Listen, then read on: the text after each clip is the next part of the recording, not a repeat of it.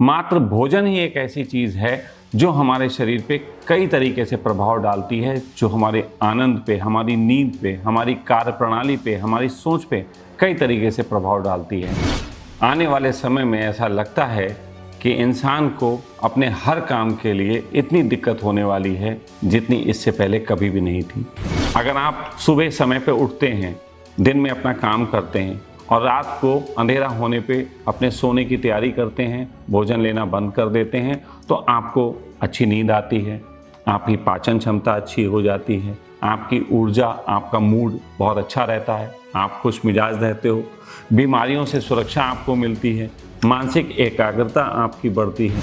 मुझे ऐसा लगता है कि आने वाले वक्त में हम खाना खाने से पहले खाने की टेस्टिंग भी कराया करेंगे। एक व्यक्ति धार्मिक हो जाता है, वो जबरदस्ती सबको धार्मिक बना देना चाहता है। ये दुनिया वास्तव में तब ज़्यादा अच्छी रहती है जब हर व्यक्ति को उसके हिसाब से जीवन को चुनने की, जीवन को बढ़ने की आज़ादी हो। ये बायोलॉजिकल अलार्म जो है, ये एक तरीके से जैसे भूख लगती है, आपको पेट में दर्द होता है, ये अलार्म है। आपको नींद आती है, अंदर से एक बताता है कोई यार सो जाओ, दवाइयाँ आने लगती, सो जाओ। ये एक आपके अंदर का अलार्मिंग सिस्टम है जो बाय डिफ़ॉल्ट आपके शरीर में परमात्मा ने डाला हुआ है। सर्केडियन रिदम के उसमें पूरे तरीके से अपने जीवन को ढालने के लिए आप पागलपन को दिखाया, तो आप मनुष्यता से उठ के देवत्व की तरफ बढ़ने की बजाय, बुद्धत्व की तरफ बढ़ने की बजाय आप जो हैं जानवरों की तरफ बढ़ने लग जाएंगे। हमें परमात्मा ने किस लिए यहाँ पे पैदा किया, क्यों भेजा? अगर कोई परमात्मा है, अगर कोई एनर्जी है, उसका क्या कारण है हम लोगों को बनाने का?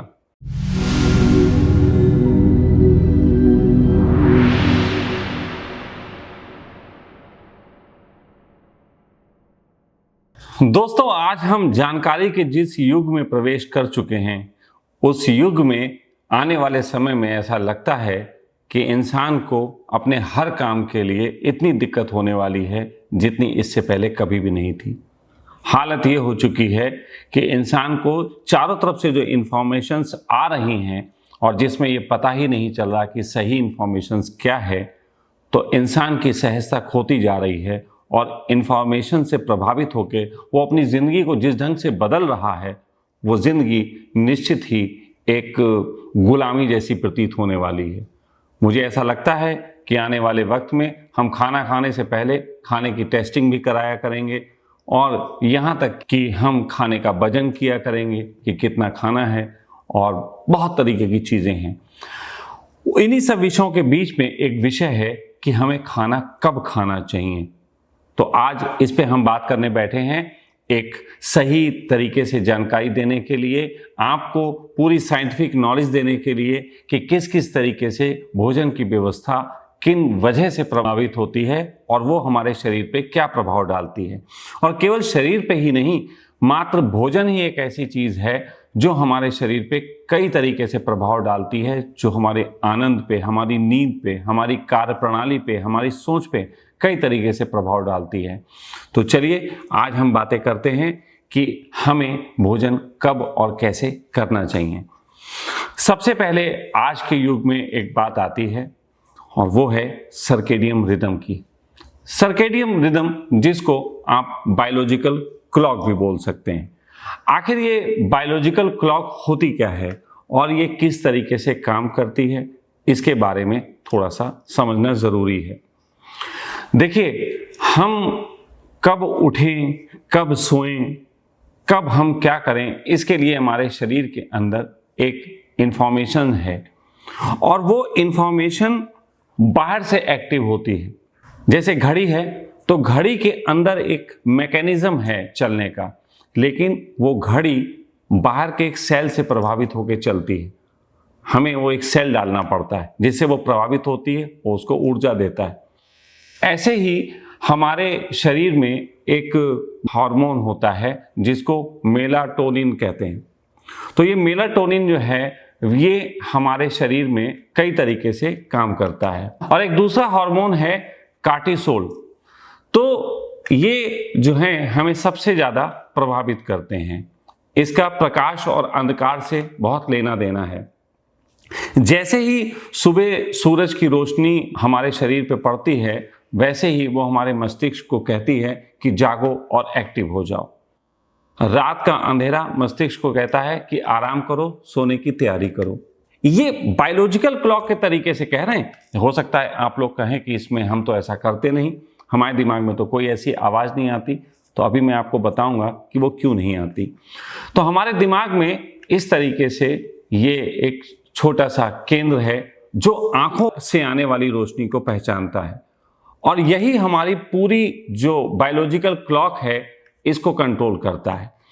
और ये जो क्षमताएं हैं हमारे खाने की, उसको प्रभावित करता है। जैसे कि एक गांव में मुर्गे की आवाज़ आती है कुकड़ू सुबह के समय, और मजदूर उठ जाता है। तो मजदूर उड़ने के साथ ही अपने शरीर के सारे काम शुरू कर देता है। जब वो सो रहा होता है तो ना तो उसे भोजन की याद आती है, ना ही किसी तरीके से और काम की। लेकिन जैसे ही उठता है उसको लगता है कि अब खेत जाना है, काम, यानी कि शरीर की कार्यप्रणाली एक्टिव हो गई। अब ये शरीर की कार्यप्रणाली जब एक्टिव है तो निश्चित ही इसमें वो पाचन क्षमता भी एक्टिव हो जाती है। तो जब पाचन क्षमता एक्टिव हो जाती है तो वो आपके खाने को पचाने के लिए बहुत सहयोगी होती है। यही ऊर्जा शाम होते होते कम हो जाती है। रात में मेलाटोनिन बढ़ता है, तो इसी के कारण गहरी नींद और शरीर जो है रेस्ट मोड में चला जाता है। इसलिए अगर आप दिन में धूप लेंगे और रात को अंधेरे में रहेंगे तो आपकी घड़ी बिल्कुल ठीक चलेगी। और इसके फायदे हैं, अगर आप सुबह समय पे उठते हैं, दिन में अपना काम करते हैं और रात को अंधेरा होने पे अपने सोने की तैयारी करते हैं, भोजन लेना बंद कर देते हैं, तो आपको अच्छी नींद आती है, आपकी पाचन क्षमता अच्छी हो जाती है, आपकी ऊर्जा, आपका मूड बहुत अच्छा रहता है, आप खुश मिजाज रहते हो, बीमारियों से सुरक्षा आपको मिलती है, मानसिक एकाग्रता आपकी बढ़ती है। लेकिन इसके नुकसान भी हैं। नुकसान ये है कि जब ये रिदम बिगड़ जाती है तो आपके अंदर अनिद्रा, थकान, सुस्ती, हार्मोनल इम्बैलेंस, पाचन की समस्याएं, मानसिक असर, चिड़चिड़ापन, डिप्रेशन, लंबे समय से गंभीर रोग, तो ये सारी चीज़ें जो हैं होने लग जाती हैं। लेकिन ये बिगड़ती कैसे है, ये भी जानना ज़रूरी है। तो ये बिगड़ने का जो इसका जो प्रोसेस है, जिसमें ये आपकी सर्केडियन रिदम जिसको कहते हैं, ये बिगड़ने लग जाती है, उस बिगड़ने का कारण बड़ा अजीबोगरीब है। वो इंसान ने पैदा किया, वो हम सब ने पैदा किया। ये सर्केडियन रिदम जो है वो सबसे ज़्यादा इस पे काम होता है आँखों का। आँखों पे जैसे ही रोशनी पड़ती है हमारे शरीर के केमिकल्स हैं वो एक्टिव हो जाते हैं, हार्मोन जो हैं वो एक्टिव हो जाते हैं। लेकिन ये रोशनी तो हम आजकल प्राकृतिक रूप से लेने के बजाय हम अपने घरों में बड़े बड़े जो हैं लाइटें लगा ली हैं, हम अपने मोबाइल से भी वो रोशनी ले रहे हैं, और हम ना जाने कितने तरीकों से हम लेते हैं, और ये सबसे बड़ा इसके बिगड़ने का कारण है। तो जब कोई इंसान इस तरीके से रोशनियों में रहता है तो वो इससे सबसे ज़्यादा प्रभावित होता है और सर्केडियन रिदम उसकी बिगड़ जाती है। आपके मोबाइल में एक ब्लू लाइट का एक ऑप्शन होता है। तो ब्लू लाइट एक जो ऑप्शन है, बहुत से लोग इसको नहीं जानते, लेकिन अगर हम उसको ऑन कर दें और उसको यूज़ करें तो वो रोशनी तो आपकी आंखों में जाएगी, लेकिन वो ब्लू लाइट की वजह से एक ऐसा संदेश जाता है आपके दिमाग में कि जैसे अंधेरा हो गया। तो यदि आप इस्तेमाल करते हैं मोबाइल रात में, तो आप ब्लू लाइट ऑन करके अगर करेंगे तो सर्केडियन रिदम का आपको लाभ मिल सकता है। अब यहाँ पे कुछ चीज़ें समझने वाली हैं।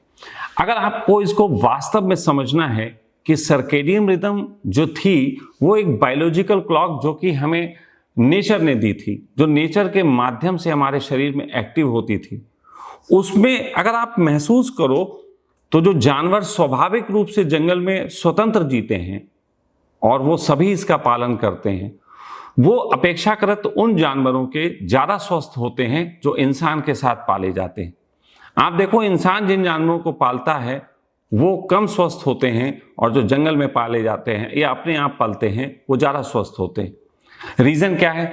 रीज़न ये है कि इंसान जिस तरीके से जिन आदतों से अपनी एक तरीके से बॉडी की क्लॉक को बिगाड़ चुका है, उसी तरीके से वो जानवरों को भी समय पे भोजन देना, समय पे सब चीज़ें कराना, रात में देर तक जगाना, अपने साथ घुमाना। आपने देखा होगा रात में लोग 12 बजे घूमने निकले हैं, वो अपने कुत्ते को संग लेके जाते हैं। तो कुत्ता अपना यार शांत रहना चाहता है, लेकिन उसको ले जाते हैं। अब कुछ लोग कहेंगे कि वो लोग तो जो हैं रात में कुत्ते भौंकते हैं, देर तक भौंकते हैं। तो तुम्हारे शहरों की व्यवस्था ऐसी है, तुम्हारे शहरों में तुमने इतनी लाइटें और सब कर रखी हैं, वो उनको परेशान कर रही हैं, वो तुमको पता ही नहीं।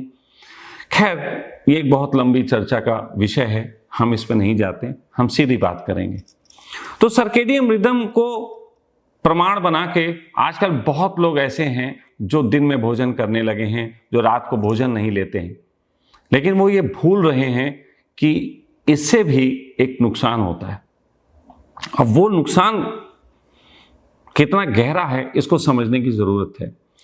वो नुकसान ये है कि हमारी पूरी जो सोच है मानव की, वो जानवरों से आगे आ गई है। हम सब जानवर नहीं हैं। हम सब जानवर नहीं हैं तो हम जानवर की तरह जी भी नहीं सकते। निश्चित ही जब हमें मनुष्य कहा गया तो मनुष्य को कहने का अर्थ ही है जो मन में जीता है। तो हम सब मन में जीने वाले लोग हैं। हम सब इतनी ज़्यादा अगर नियमों में पलना शुरू करेंगे तो हम जानवर जैसे हो जाएंगे। और आप नोटिस करो उन लोगों को जो लोग बहुत ज़्यादा इस तरीके के नियमों में जी रहे हैं या जीने की बातें करते हैं, आप उनके अंदर कोई फ्लॉबरिंग नहीं पाओगे। आप उनके अंदर ऐसा पाओगे कि वो सिर्फ और सिर्फ उनका उद्देश्य है कि बस कैसे शरीर स्वस्थ ज़्यादा रह ले, कैसे वो ज़्यादा दिन तक लंबे जी लें। सिर्फ उनका पूरा जोर स्वास्थ्य पे है। कई मेरे जानकार ऐसे मित्र हैं, कई ऐसे डॉक्टर्स हैं, कुछ तो आप भी जानते होंगे, जो इस तरीके की इतनी बातें करते हैं और वो खुद भी जीवन में उसका पालन करते हैं। मेरे पास एक डॉक्टर मित्र आए थे, तो मैंने उनसे पूछा, रात का वक्त था, वो थोड़ी देर से पहुंचे, तो मैंने उनसे पूछा कि चाय लेंगे? तो नहीं, हम चाय नहीं पीते, हम ये सब नहीं लेते, जो भी मिल्क वाले होते हैं प्रोडक्ट नहीं लेते। हमने कहा अरे, दूध भी उन्होंने मना कर दिया, चाय भी मना कर दी, कुछ नहीं लेते हैं क्योंकि वो सर्केडियन रिदम का पालन करते हैं। मैं उनसे पूछा, आप जीते क्यों हो? क्यों जी रहे हो? आप आखिर जिंदा क्यों हो? क्या करने के लिए जिंदा हो? बोले हम स्वस्थ रहने के लिए जिंदा हैं, हम लोगों को ज़्यादा देर तक स्वस्थ रहना चाहते हैं।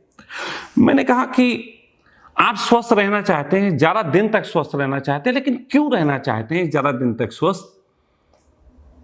आपका पूरा वक्त तो इस बात में जा रहा है कि आप स्वस्थ कैसे रह लें, लेकिन स्वस्थ क्यों रहना है? उनको वो बात समझ में नहीं आई, आपको भी समझ में नहीं आएगी। आप बोलोगे स्वस्थ तो रहना है, बहुत कुछ करना है। क्या करना है? आपके पास एक अच्छा मोबाइल है, वो मोबाइल से आप अच्छे फोटो ले सकते हैं, आप उस मोबाइल से जो है नेट का इस्तेमाल कर सकते हैं, बहुत सी इंफॉर्मेशन इकट्ठी कर सकते हैं। लेकिन इसके बजाय अगर आप मोबाइल पे कवर चढ़ा के उसे चारों तरफ से पैक करके और ज़्यादातर वक्त इस बात का ख्याल रखें कि मोबाइल गिर ना जाए, मोबाइल खराब ना हो जाए, अगर इसी बात का ख्याल रखोगे तो आप उस मोबाइल को इस्तेमाल क्यों करोगे? और जब आप उस मोबाइल को इस्तेमाल नहीं कर रहे हो तो फायदा क्या है आपका उस मोबाइल का? मेरी ये एक ऐसी फिलॉसफी है जो मेरी अपनी है, अब लेकिन मैं आपके बीच रख रहा हूं, निर्णय आप लीजिए। हमें परमात्मा ने किस लिए यहां पे पैदा किया, क्यों भेजा? अगर कोई परमात्मा है, अगर कोई एनर्जी है, उसका क्या कारण है हम लोगों को बनाने का, हम लोगों को आविष्कृत करने पे, हम लोगों को जिसको बोलते हैं कि हम बहुत ज़्यादा एवल्यूट किए हैं, एवोल्यूशन की उससे गुजरे हैं। तो व्हाट इज एवोल्यूशन? एवोल्यूशन यही है कि हम जो हैं डे बाय डे वो खोजे करें, वो जानकारी लें जो कि और आगे मनुष्यता को ले जा सकें। और ये एक ऐसी थ्योरी है जो कि नेचर ने हमें इनबिल्ट प्रोग्राम के रूप में दी है। लेकिन अगर हम पूरे वक्त केवल हम तो बस ज़्यादा लंबा जिएंगे और हम अपनी इंद्रियों का इस्तेमाल करेंगे नहीं, तो कहीं ना कहीं ये जीवन जो है वो उसके होने का कोई मतलब नहीं रह जाता। हम धरती पे एक बोझ के अतिरिक्त कुछ भी नहीं। अगर केवल आपका दिमाग स्वस्थ रहने पे ही है और केवल स्वस्थ रहने के कारण आप मस्तिष्क से विकृत हो गए हैं। अब मस्तिष्क से विकृत कैसे होते हैं? जैसे कोई व्यक्ति स्वस्थ रहना चाहता है, वो रहे, चलो हमें उसकी कोई बुराई बात नहीं है कि वो स्वस्थ रहे, लेकिन अब वो अपने घर में बच्चों पे भी शोषण, इतने बजे खाना, इतने बजे उठना, अब बच्चों को तो वो नहीं चाहिए, जबरदस्ती शोषण कर रहा है। एक व्यक्ति धार्मिक हो जाता है, वो जबरदस्ती सबको धार्मिक बना देना चाहता है। ये दुनिया वास्तव में तब ज्यादा अच्छी रहती है जब हर व्यक्ति को उसके हिसाब से जीवन को चुनने की, जीवन को बढ़ने की आजादी हो। खैर, मैं अपनी बात को यहाँ पे थोड़ा विराम देते हुए स्वास्थ्य के उस मुद्दे पे ही आ रहा हूँ जिसमें आपको मैं कई ऑप्शन दे रहा हूँ स्वस्थ रहने के। तो एक बात कर दी मैंने सर्केडियन रिदम की, और ये अपने तरीके से देखा जाए तो ये जानवरों की व्यवस्था है। सर्केडियन रिदम उनके काम आता है जो जानवरों की तरह जीना चाहते हैं और मनुष्य की तरह आनंदित होकर नहीं रहना चाहते। तो यदि जो लोग इसमें अपने आप को सहज पाते हैं वो इसका पालन कर सकते हैं, मुझे इसमें कोई आपत्ति नहीं होगी। लेकिन यहाँ से एक और सवाल था जो मेरे अंदर गूंजा, और वहाँ से ये खोज हुई जिसके कारण ये वीडियो बना रहा। और वो सवाल ऐसे ही सर्केडियन रिदम पे बात करते हुए आया कि रमज़ान के दिनों में दुनिया की लगभग 23% आबादी रात में ही भोजन करती है। रमज़ान के दिनों में तो ये 23% आबादी तो बहुत बीमार हो जानी चाहिए, तो उनमें बहुत सारी जो हैं ऐसी बीमारियां और सब आ जानी चाहिए कि बहुत परेशान हों। तो मैं इस पे जब चिंतन करने लगा तो फिर मैंने इस पे रिसर्च की। तो इस पे जब रिसर्च हुई तो रिसर्च में ये पाया गया सैद्धांतिक रूप से कि अगर हम केवल ये जो सर्केडियन रिदम है बायोलॉजिकल, तो इसे देखें तो रोज़ों में जो है भोजन रात के समय शिफ्ट हो जाता है, दिन में लंबा उपवास रहता है, नींद का पैटर्न बदल जाता है क्योंकि सहरी और अफ्तार और सहरी होता है, उसके में टाइमिंग कुछ ऐसी होती है कि रात में जागना पड़ता है। तो ऐसी कंडीशन में इनके शरीर पे तब भी फायदे हुए। इनके शरीर ने इस प्रक्रिया को एक तरीके से रात में भी अपना लिया। तो लॉजिकली सर्केडियन रिदम की ही जो चीज है वो दिन में ना इंप्लीमेंट होके रात में इंप्लीमेंट हो गई। तो मैं सोचने लगा कि जब हमारे अंदर का केमिकल जो हमारा हार्मोन है, तो वो हार्मोन जब दिन में ही इस तरीके से काम करते हैं तो ये रात में कैसे इस तरीके से काम करने लगे। तो यहाँ पे एक नई चीज जो है वो निकल के आई, और वो निकल के आई क्योंकि इंसान ऐसे समय में संकल्प का उपयोग कर रहा होता है, और उस संकल्प की जो ताकत होती है, आध्यात्मिक और मानसिक पक्ष जो होता है, वो इतना ज़्यादा नियंत्रण कर लेता है मस्तिष्क के ऊपर, इच्छाओं के ऊपर, कि आपके सर्केडियन रिदम को भी उसके लिए, उस व्यक्ति के लिए जो कि संकल्प के साथ भोजन कर रहा है, आध्यात्मिक तल पे अपने को किसी के प्रति समर्पित करके, भले ही वो रोज़ों में हो या कुछ भी हो, कोई लोग इस तरीके के उपवास भी रख सकते हैं, तो उसमें वो पॉजिटिव रूप में बदल जाता है। वो उसका जो तरीका है शरीर के काम करने का वो बदल देता है। रोज़ा जो है सर्केडियन रिदम को तोड़ देता है और शरीर और मन को नुकसान पहुंचाने की बजाय वो उसको फ़ायदे देता है। तो जो लोग रोज़े रखते हैं उनको बड़े फ़ायदे होते हैं, उनकी मानसिक शांति में सुधार देखा गया है, उनकी हेल्थ जो है इम्प्रूव हुई है।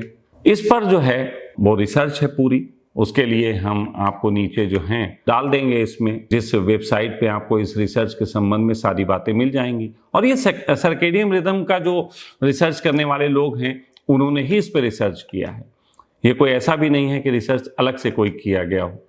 तो उन्होंने ये पुष्टि की है कि रमजान में फास्टिंग करने के दौरान इंसुलिन बेहतर काम करता है, जिससे शुगर नियंत्रण होती है, उसमें लाभ होता है। सर्केडियन रिदम का संतुलन जब जीवन शैली जैसे नींद, प्रकाश, भोजन पे प्रभाव डालता है तो ये सब नियंत्रित रहते हैं, इनमें बदलाव नहीं आता, यानी कि दिन और रात का कोई फर्क नहीं रह जाता, और इनका स्वास्थ्य जो है वो बहुत बेहतर होता है। रमज़ान के दिनों से गुजरने के बाद लोगों के शरीर बहुत ज़्यादा बेहतर पाए गए। ये बड़े कमाल की बात है कि अभी सर्केडियन रिदम दिन की बात कर रहा था, लेकिन अभी रात में भी ऐसा होने लगा। तो इसकी जो ताकत है वो ताकत है संकल्प की ताकत। अब यहां मैं थोड़ा कुछ चीजें बताना चाहता हूं। संकल्प की ताकत कितना गहरा काम करती है, इसकी सबसे बड़ी मिसाल है मीरा। मीरा को आपने देखा, जो मीरा कृष्ण के कहे पे किसी ने कहा उससे कि मीरा तेरे लिए कृष्ण ने ये प्रसाद भेजा है, और मीरा ने वो जहर पी लिया जो वो लेके आया था, और जहर पीने के बाद भी उसको कुछ नहीं हुआ, वो पूरे तरीके से ठीक रही। ये एक संकल्प का बहुत बड़ा प्रमाण है, तो जो कि बहुत आसानी से कोई भी व्यक्ति संकल्पवान इसका उपयोग कर सकता है। पुराने समय में ऋषि मुनि होते थे, वो संकल्प के माध्यम से ही अपने जीवन को चलाते थे, भोजन को अपने तरीके से संकल्प के लिए लेते थे। उनका एक अपना ढंग था। वो संकल्प शरीर के शुद्धि के लिए ज़्यादा नहीं होता था, बल्कि संकल्प उनका आध्यात्मिक होता था, शरीर की शुद्धि उसमें हो जाती थी। अब हम इससे आगे चलते हैं, क्योंकि ये तो अभी तक हमने सुन लिया जिसमें हम बायोलॉजिकल क्लॉक की बात करते थे। दूसरी हमने संकल्प की बात की, जो कि सीधे सीधे आत्मा से जुड़ी बात होती है। लेकिन एक और चीज़ है, और वो है एक तरीके से इनर क्लॉक। एक बायोलॉजिकल क्लॉक है, जैसे मैंने कहा, वो बाहर से इम्पैक्ट होती है, बाहर की रोशनी से इम्पैक्ट होती है। लेकिन एक है बायोलॉजिकल अलार्म, हम इसको अलार्म नाम देते हैं, बायोलॉजिकल अलार्म, शरीर का संकेत। अब ये बायोलॉजिकल अलार्म क्या है? ये बायोलॉजिकल अलार्म जो है, ये एक तरीके से जैसे भूख लगती है, आपको पेट में दर्द होता है, ये अलार्म है। आपको नींद आती है, अंदर से एक बताता है कोई, यार सो जाओ, दवाइयाँ आने लगती, सो जाओ। ये एक आपके अंदर का अलार्मिंग सिस्टम है, जो बाय डिफ़ॉल्ट आपके शरीर में परमात्मा ने डाला हुआ है। इसके लिए आपने कोई कोशिश नहीं की। ये आपको शरीर के संकेत देता है। जब भूख लगती है ये बताता है, जब पेट भर गया रुक जाओ ये बता देता है। तो इन संकेतों पे हमें ध्यान देना चाहिए। इन संकेतों के आधार पे यदि हम भोजन करते हैं और भोजन छोड़ते हैं, तो ना तो ये कि कितना खाना है कितना नहीं, क्योंकि ये भी शरीर बता रहा है। शरीर ये भी बता रहा है कि अब हम भोजन शुरू करें, और साथ साथ केवल भोजन ही नहीं बता रहा कितना लेना चाहिए कितना नहीं, वो ये भी बता रहा है कि मीठा लेना चाहिए कि नमकीन लेना चाहिए, खट्टा लेना चाहिए कि मीठा लेना चाहिए, कि आज थोड़ा कड़वा खाने का मन है कि आज थोड़ा सीठा खाने का मन है।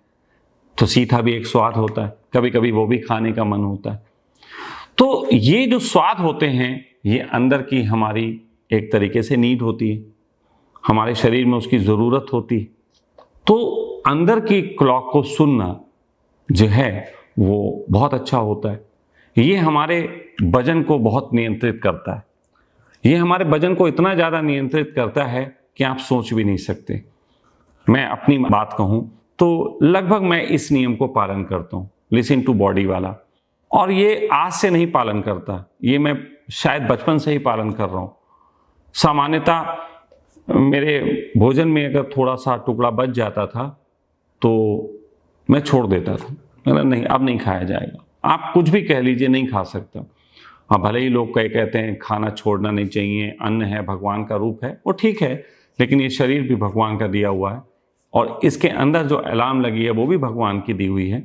और उस अलार्म ने अगर बोला है नहीं खाना है, तो वो भगवान का आदेश है, तो मुझे नहीं खाना है, तो मैं नहीं खाता था, भले ही दुनिया का कोई ज्ञान मुझे देता रहे। तो इससे मैं शारीरिक रूप से एक हमेशा फिट रहा। मेरी हाइट जो है वो 5 फुट और 11 इंच है, 6 फुट लगभग मान लीजिए, 1 फुट 1 इंच कम है।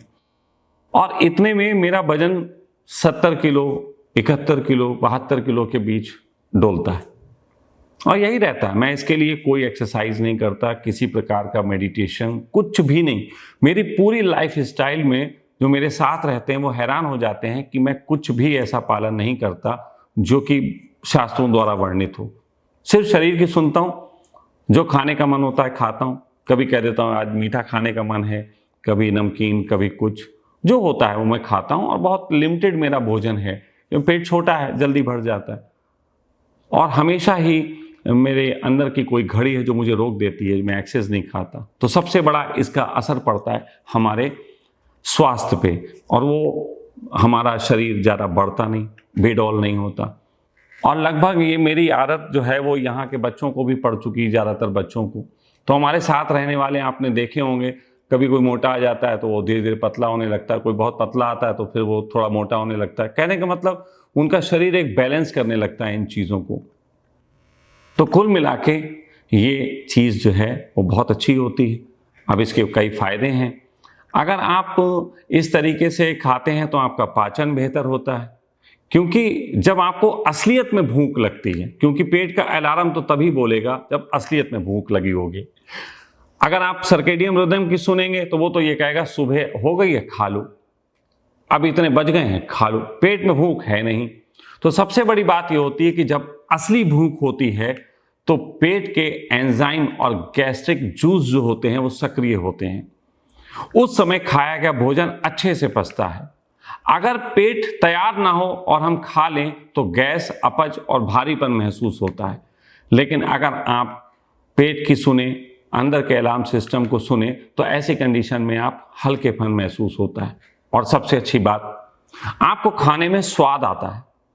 आपने देखा होगा ना, कभी जर्नी कर रहे होते हैं और अचानक कहीं ढाबे पे रुक के, आजकल तो मैं ढाबे नहीं मानता, पुराने समय के ढाबों को मानता था। तो पहले के समय में कहीं दूर ढाबों पे बस रुकती थी तो वहाँ खाते थे, बड़ा स्वाद आता था। मैं कई बार सोचता था ढाबों पे जैसा स्वाद मिलता है वैसा घर में क्यों नहीं मिलता।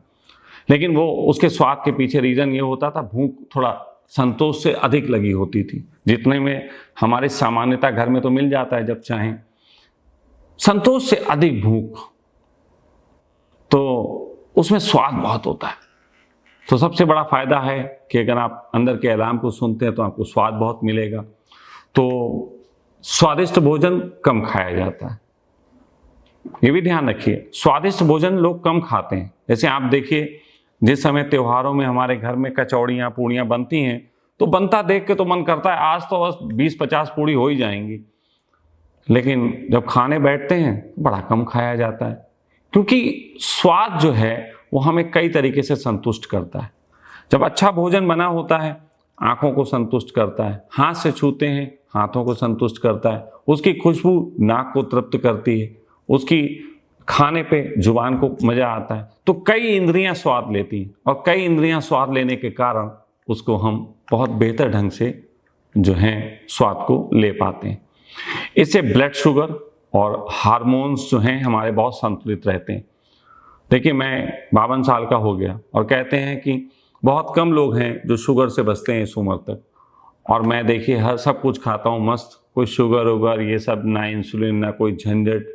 मैं तो बल्कि दवा तक नहीं लेता, मैं आपको बता ही चुका हूँ, मैं दवाइयाँ तक नहीं लेता। तो ये सारी चीज़ें जो हैं हमें फ़ायदा करती हैं, लेकिन इसके लिए भी कुछ चीज़ें आवश्यक हैं। ये भी आपको गड़बड़ कर सकती है, ये भी आपको धोखा दे सकती है। लेकिन कब धोखा दे सकती है? जब हम शरीर को और मन को अलग करके ना देखना जाने। शरीर से आवाज आ रही है कि भूख लगी है, खा लो, दैट्स गुड। लेकिन कभी कभी हम बाहर भोजन देखते हैं, यार पेस्ट्री लाया, पेटीज लाया, कुछ पिज्ज़ा आ गया, यार हम भी खा लें, चलो हम भी पिज्ज़ा खाते हैं। तो हम अपने शरीर की नहीं सुन रहे हैं, हम अपनी इंद्रियों के वशीभूत, मन के वशीभूत वो भोजन ले रहे हैं, और वो चीज़ जो है नुकसान करेगी। अब जैसे कि आदमियों में जब तनाव बढ़ जाता है, बहुत ज़्यादा तनाव बड़ा होता है, तो मीठा खाने की इच्छा होती, वो असली भूख नहीं होती है, वो इमोशनल ईटिंग होती है। तो इमोशनल ईटिंग जो है वो इस चीज़ को परेशान करती है, इस चीज़ को बिगाड़ सकती है। अब अगर आदमी इमोशनल ईटिंग के पीछे भागेगा तो उसमें जंक फूड की आदत जैसे होती है, तो वो दिमाग की क्रेविंग है। वो दिमाग ने इस तरीके से आपको बना दिया है, क्योंकि आप हिप्नोटाइज्ड हैं, टीवी से आपने देखा है पिज्ज़ा, वो उसमें कुछ दिखा रहे हैं, तो आप उसकी क्रेविंग से बंधे हुए हैं। आप उसको देख के भूख समझ लेते हैं कि भूख लगी, हमें खा लेना चाहिए, लेकिन वो असली भूख नहीं होती। तो इसको भी समझना ज़रूरी होता है।